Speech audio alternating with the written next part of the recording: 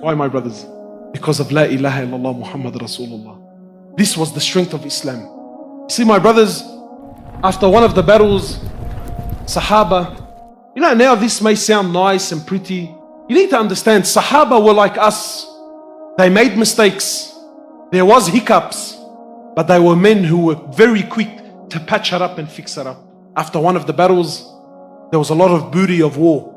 So Sahaba got together and now they're having what? Mashwara amongst one another. How are we going to distribute this? So each companion speaks his mind, and Abu Dharr, who was an Arab, a very staunch Arab, he gave his opinion.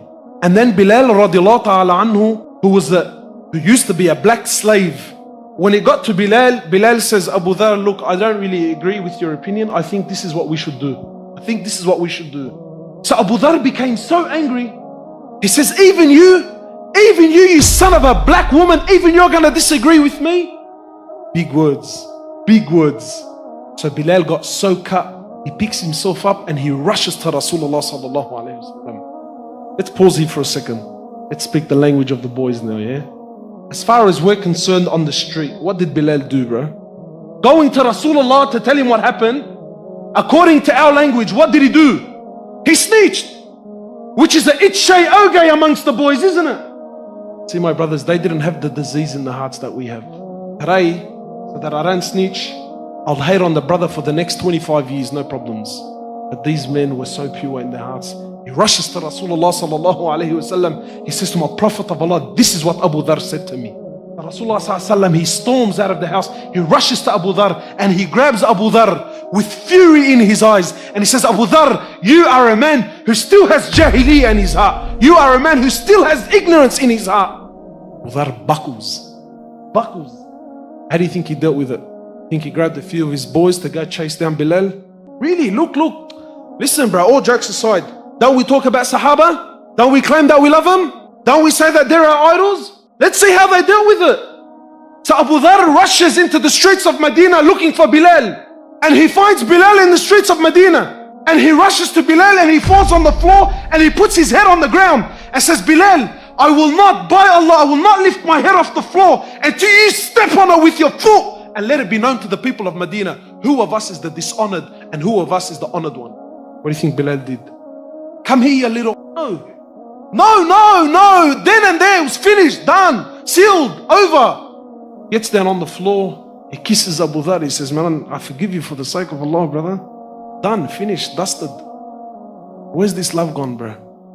Where's this mahabbah gone? My brothers, all we have is each other, man. All we have is each other. Instead of loving on my brother, you know what I can get? It used to be back in the days, like I understand the street wars, us and them and my area and your area and these boys and that boy. The poison has become so, now it's actually even in deen. Now it's in deen. Now it's this sheikh and his crew and that sheikh and this crew and this center and that center and this masjid and that masjid. Allahu Akbar, what's going on? What's going on? What sunnah are you following? What sunnah is this? My brothers, we are brothers. We are brothers. Rasulullah sallallahu alaihi wasallam, he says that this ummah is one body. He says sallallahu alaihi wasallam, this ummah, look at the analogy he's giving sallallahu alaihi wasallam. He says this ummah is one body. If one part of the body hurts, who feels it? He says the whole body feels it.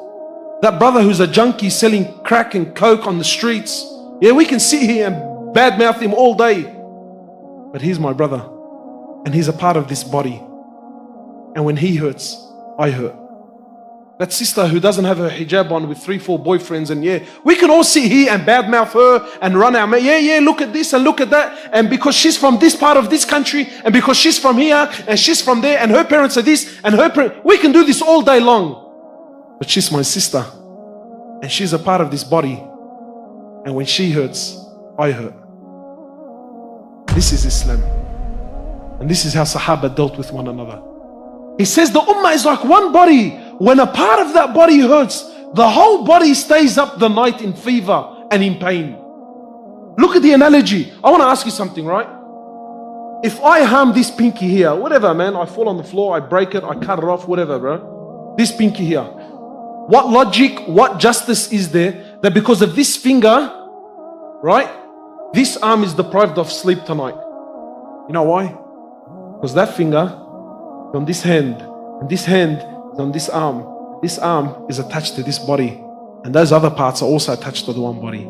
This is what Rasulullah ﷺ is saying.